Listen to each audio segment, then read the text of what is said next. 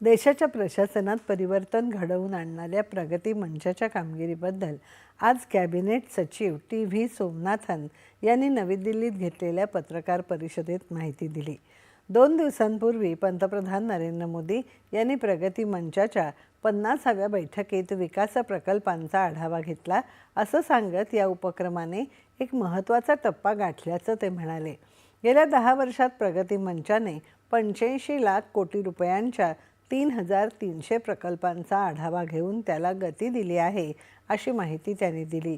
याचा सगळ्यात अधिक फायदा रस्ते आणि महामार्ग प्रकल्पांना झाल्याचं त्यांनी सांगितलं.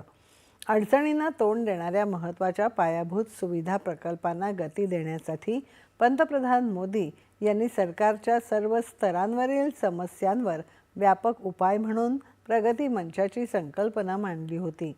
केंद्र सरकारमध्ये तसंच केंद्र आणि राज्य सरकारांमधील समन्वय सुधारणं आणि प्रकल्प वेळेत आणि गतिमानतेने पूर्ण करणं हे प्रगती मंचाचं उद्दिष्ट आहे असं ते म्हणाले.